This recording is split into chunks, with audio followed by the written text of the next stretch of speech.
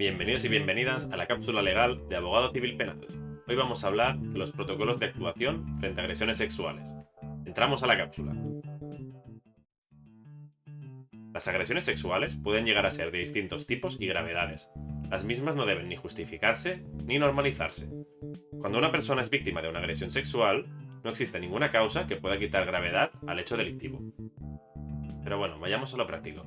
¿Qué debe hacer la víctima si padece una agresión sexual? En primer lugar, y por obvio que parezca, la víctima debe ponerse fuera del alcance de su agresor. Esto implica no entrar a debatir los hechos ni su gravedad.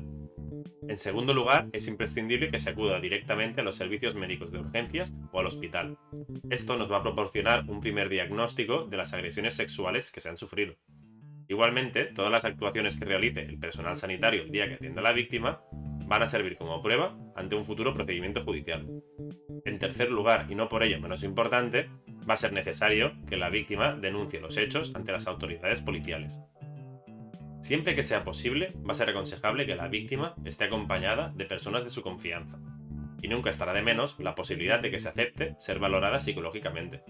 En cualquier caso, debemos procurar que la persona que ha sido víctima o ha sufrido la agresión sexual sea debidamente informada o asesorada en relación a cuántos medios de soporte y actuación tiene disponibles a su alcance, y que además le corresponden por derecho. Igualmente, siempre va a estar indicado disponer de todas las pruebas posibles que acrediten los hechos que estamos denunciando, como por ejemplo filmaciones, grabaciones, testigos, documentos, mensajes, etc. Y finalmente, tras el cuidado e información a la víctima, corresponderá a la misma la decisión de interponer una denuncia por agresión sexual. Esta denuncia puede ser presentada por la víctima ante la comisaría más cercana o directamente ante los juzgados de guardia. Y por otro lado, ¿qué protocolos deben seguir los locales de ocio nocturno o establecimientos privados frente a agresiones sexuales? Debemos tener muy presente de que cualquier persona, independientemente de que sea cliente o trabajadora de un local de ocio nocturno o establecimiento privado, debe alertar inmediatamente de cualquier agresión sexual de la que tenga conocimiento. La atención a la víctima será siempre la prioridad, y la rapidez en actuar y denunciar los hechos va a ser algo primordial. En Barcelona se aplica actualmente el protocolo No Callamos, el cual se centra principalmente en una atención prioritaria a la persona agredida, avisando de inmediato a los servicios de emergencias médicas y a las autoridades, procurando prestar siempre la información necesaria a la víctima de la agresión sexual, incluso informándola de los posibles tratamientos y vías de recuperación. También se recomienda, inicialmente, mostrar una actitud de rechazo frente al presunto agresor, evitando con ello posibles muestras de complicidad.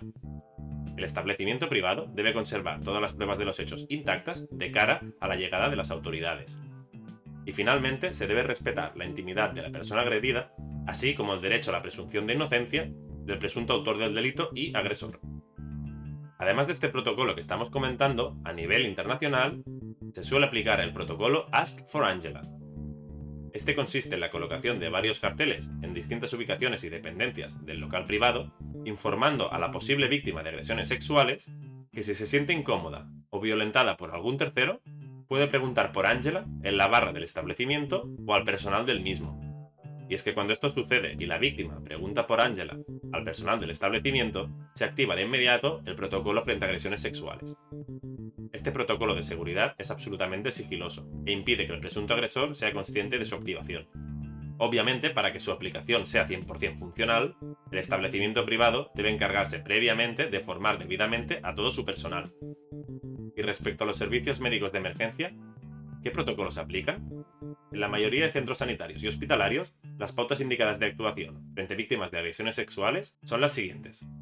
En primer lugar, suele practicarse la recogida de muestras biológicas de la víctima de la agresión. Luego se realizan los correspondientes análisis de sangre y demás fluidos para detectar posibles sustancias químicas en el cuerpo de la víctima. También se va a proceder a la detección y cotejo de rastros biológicos del agresor. Y obviamente se hará un examen general del estado de salud física y psíquica de la víctima de la agresión sexual, valorando en todo caso las lesiones padecidas, así como contagios o enfermedades que puedan ser fruto de la agresión sexual. Debemos tener en cuenta que todas las actuaciones que realiza el personal médico y sanitario quedarán registradas, además de ser informadas documentalmente. Y con todo ello, la víctima va a tener la posibilidad de obtener pruebas fehacientes de la agresión sexual que ha sufrido, así como pruebas contra su agresor. En cualquier caso, siempre va a ser menester que la víctima de la agresión sexual interponga la correspondiente denuncia o querella criminal ante las autoridades competentes. Ello además de activar los correspondientes protocolos policiales permitirá la adopción de medidas cautelares que la protejan. Estas medidas van a poder ser en forma de orden de protección de la víctima, de orden de alejamiento frente al presunto agresor sexual o incluso de prisión provisional contra el mismo. Y es que las agresiones sexuales atentan directamente contra la libertad sexual de todos los ciudadanos. Si la agresión sexual que sufre la víctima no ha conllevado penetración, se le podrán aplicar al autor del delito penas de hasta 4 años de cárcel. Si por contra la agresión sexual implica penetración, y por lo tanto ya estamos hablando de violación, la misma se condena con hasta 12 años de prisión. Para más información siempre podéis consultar en la web del despacho de Del Tell Abogados. Un saludo y hasta la próxima.